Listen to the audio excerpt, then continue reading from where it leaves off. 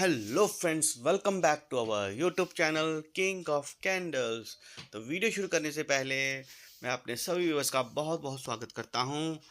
तो स्टार्ट करते हैं हमने वीडियो जो शुरू करते हैं तो आ जाते हैं हम अपनी नॉर्मल स्क्रीन पर। तो जहां पर जैसे कि आप देख पा रहे हैं, फ्राइडे को जो मार्केट में इतना बड़ा फॉल आया है, मार्केट जो धराशायी हुई है, उसी पर हम पूरी चर्चा जो है करेंगे। और मंडे को मार्केट में क्या रहेगा उस पर भी हम पूरा कंक्लूजन करेंगे कि मार्केट में बुल्स हैं या बियर्स हैं, उसी पर हम पूरी चर्चा करेंगे। तो वीडियो बहुत ही इंफॉर्मेटिव होने वाला है। तो फ्रेंड्स, वीडियो को पूरा अंत तक देखिए, बहुत ही इंफॉर्मेशन जो है आपको मिलने वाली है। तो जैसे कि निफ्टी जो है वो 218 पॉइंट जो है वो लुढ़क कर क्लोजिंग किया है। और अगर आप पिछले 5 दिन का रिकॉर्ड चेक करेंगे तो ऑलमोस्ट 700 पॉइंट जो है निफ्टी नीचे गिरा है। लगभग 3% ही जो है निफ्टी जो है वो नीचे लुढ़क गया है।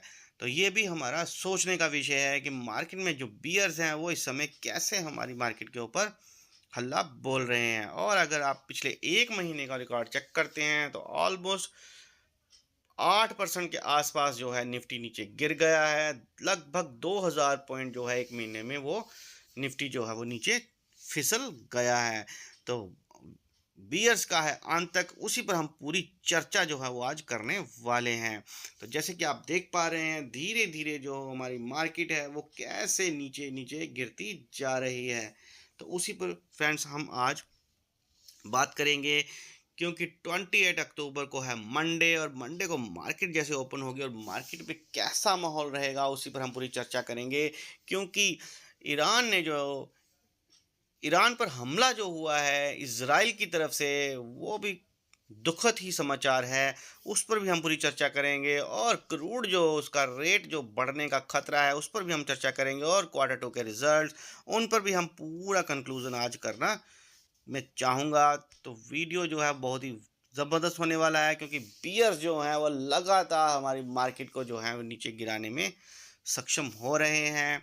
और आपको पता है कि बियर्स को जब कोई बैड न्यूज़ मिलती है तो वो कैसे मार्केट को नीचे गिराने में सफल हो जाते हैं। तो फ्रेंड्स, मार्केट में अगर आप मार्केट को ऊपर ले जाने की कोशिश करो तो चाहे आप 100 गुड न्यूज़ ले आओ, तो मार्केट फिर भी धीरे धीरे ही ऊपर जाता है। लेकिन अगर आप मार्केट में एक न्यूज़ या दो बैड न्यूज़ भी मार्केट में आ जाती हैं तो मार्केट एकदम से नीचे लुढ़क जाता है। तो फ्रेंड्स, मैं आपको बताऊं कि डो जोन जो है वो भी फ्राइडे को ऑलमोस्ट 260 पॉइंट जो है वो नीचे क्लोजिंग करी है, माइनस में ही क्लोजिंग करी है। तो बियर्स जो हैं उनके लिए ये पॉजिटिव माना जाएगा। तो सारी के सारी जो न्यूज़ मुझे संकेत आ रहे हैं मार्केट में, वो बियर्स के लिए पॉजिटिव हैं और हमारी मार्केट के लिए बहुत ही खराब नज़र आ रहे हैं। तो जैसे कि अगर हम एफआईआई की बात करें तो एफआईआई जो है वो फ्राइडे को 3000 करोड़ की सेलिंग करके गया है। और लगातार वो हर रोज़ सेलिंग ही कर रहा है। उसका मैं अगर रिकॉर्ड आपको बताऊं तो अगर आप अक्टूबर मंथ का देखेंगे डेटा, तो अक्टूबर मंथ अभी ख़त्म हुआ भी नहीं है, लेकिन 1 लाख करोड़ की सेलिंग जो है वो कंटिन्यू एफआईआई की तरफ से की जा रही है। रीज़न उसका ये है कि चाइना ने जो स्टिमुलस पैकेज जो अपनी इकोनॉमी को दिए गए हैं, अपने देश में जो वो अपनी मार्केट को, अपने देश को राइज करने के लिए जो वो सहयोग कर रही है उनकी गवर्नमेंट ऑफ चाइना, तो जो वहाँ पर बूस्ट लाया जा रहा है मार्केट को, तो वो एफआईआई के लिए अट्रैक्शन बन गया है। तो एफआईआई तब से इंडियन इकॉनमी से पैसा निकाल कर चाइना ले जा रहे हैं। तो जैसे कि आप देख पा रहे हैं, 1 महीने में अभी महीना ख़त्म नहीं हुआ और 1 लाख करोड़ की सेलिंग जो है वो भारतीय बाजार से करके वो निकल गए हैं। और दूसरी टेंशन जो है वो है इजराइल ईरान वार, क्योंकि मार्केट में जब बुरी खबर आती है तो सीधे हमारी मार्केट के ऊपर असर पड़ता है, और मार्केट जो है उसको तो एक बहाना चाहिए नीचे गिरने का। तो जैसे कि न्यूज़ में ये बताया जा रहा है कि जो इजराइल है उसने ईरान पर अटैक करा है, 100 जेट्स जो हैं वो उसने छोड़े हैं, 20 टारगेट जो है वो बताया जा रहा है। रिपोर्ट्स में न्यूज़ बताई जा रही है कि 20 जगहों पर उन्होंने टारगेट करे हैं। और टारगेट भी उन्होंने कहाँ करे हैं उन्होंने ईरान की मिलिट्री पर अटैक किए हैं। तो फ्रेंड्स, जैसे कि पहले वो ये कह रहे थे कि हम न्यूक्लियर पर अटैक करेंगे, तो न्यूक्लियर पर जब यूएस ने बोला कि हम तब आपके साथ नहीं हैं, और उसके बाद इजराइल की तरफ से ये बोला जा रहा था रिपोर्ट्स में कि वो ऑयल के ऊपर अटैक कर सकते हैं, तब भी यूएस ने उनको मना ही किया था। तो फ्रेंड्स, इज़राइल ने जो अटैक किया है वो ईरान की मिलिट्री बेस के ऊपर अटैक करा है, और जब कभी कोई कंट्री दूसरी कंट्री के मिलिट्री बेस पर अटैक करती है तो वो समझो कि एक वॉर ही उसको माना जाएगा। तो फ्रेंड्स, अब ईरान क्या इसके ऊपर रिएक्शन देता है वो भी देखने वाली बात है, क्योंकि जो इज़राइल है उसने जो अटैक किया है ईरान के ऊपर, तो उससे उनके जो 2 सोल्जर्स हैं, जो ईरान की तरफ रिपोर्ट आई है, तो वो 2 सोल्जर जो मारे गए हैं। लेकिन फ्रेंड्स, जब सिर्फ बात ये नहीं है कि 2 सोल्जर मारे गए हैं, जब मिलिट्री अटैक होता है, किसी मिलिट्री बेस के ऊपर अटैक होता है, तो वो एक वार का रूप ले सकती है। तो फ्रेंड्स, देखना ये है कि अब हमें आने वाले दिनों में अगर वॉर छिड़ जाती है तो उससे क्या इम्पैक्ट जो है वो पड़ता है। दोनों कंट्रीज़ को तो फ़र्क पड़ेगा ही पड़ेगा, लेकिन मिडल ईस्ट में जो टेंशन चली रहती है क्रूड की, वो जो टेंशन है वो हमारी इकॉनमी के लिए बहुत ही गलत है। तो जैसे कि ईरान ने जो बोला है, ईरान की रिपोर्ट से उन्होंने ये बोला है कि जो ये प्रोपोर्शनल रिएक्शन जो उनकी तरफ से भी मिलेगा, क्योंकि जो इज़राइल ने अटैक किया है, तो अब ईरान जो है वो क्या कर सकता है, वो कैसे उनको रिएक्ट करेगा, तो वॉर कितना बड़ा रूप ले सकती है, ये तो अब आने वाले दिनों में ही हमें देखने को मिल सकता है। उसके बाद जो अगर वॉर होती है तो जो क्रूड है उस पर क्या इम्पैक्ट पड़ेगा, वो भी हमें इस चर्चा का विषय बना हुआ है। जैसे कि क्रूड जो है कल फ्राइडे को आप देख पा रहे हैं लगभग 2.25% जो है वो राइज हो गया है, और अगर वॉर छिड़ जाती है तो जो क्रूड है वो ऊपर जा सकता है।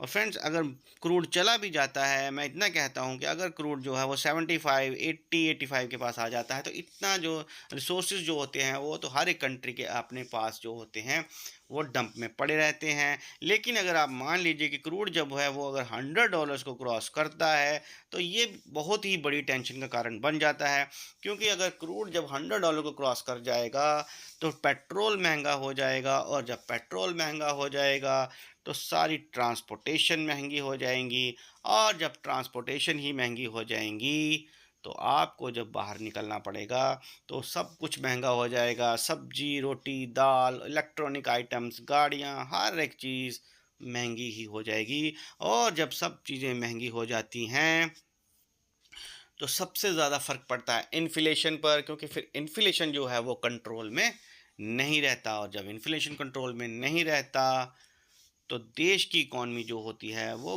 गड़बड़ हो जाती है और स्टेबल नहीं रहती।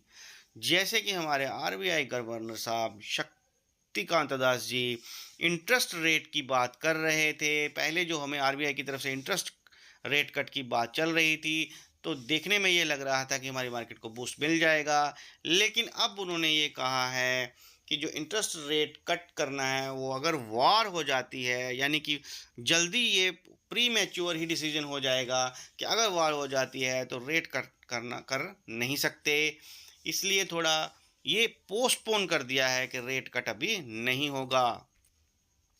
क्योंकि अगर पहले ही रेट कट कर दिया और अगर क्रूड के दाम बढ़ जाते हैं तो रेट कट का कोई बेनिफिट जो है हमारी मार्केट को नहीं मिलने वाला।